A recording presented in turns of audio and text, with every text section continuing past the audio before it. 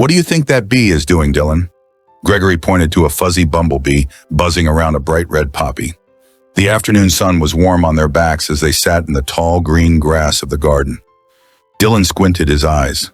I think it's just looking for something important, Dylan replied. But what could be so important inside a flower? Gregory wondered aloud.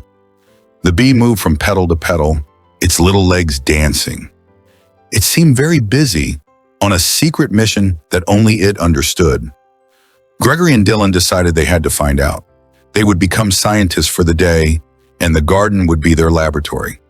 Their first big question was all about the busy, buzzing bee and its flowery quest.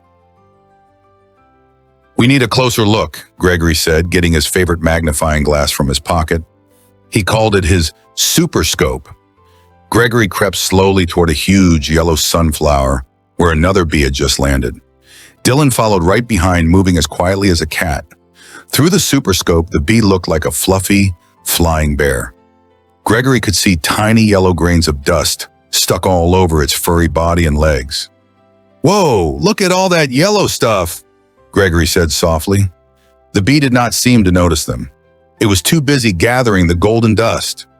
Dylan peered through the magnifying glass next.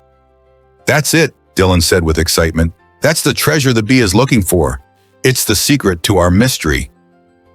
"That yellow dust is called pollen," Dylan explained.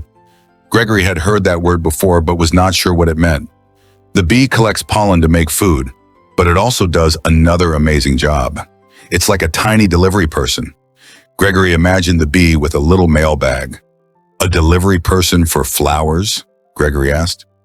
"Exactly," said Dylan. "When the bee flies to another flower, some of this pollen falls off. This helps the new flower make seeds." Gregory thought about that. So the bee was not just getting a snack, it was helping the flowers have baby flowers. It was a very important job. The garden was full of these little helpers, flying from bloom to bloom on their special routes.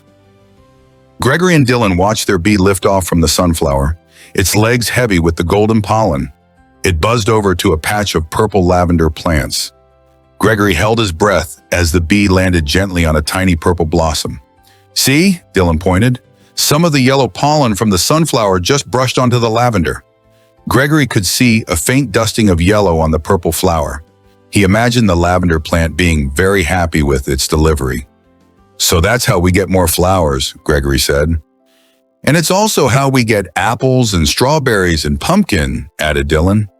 "The bees help all those plants make their fruit." Gregory decided bees were one of the most helpful insects in the whole world.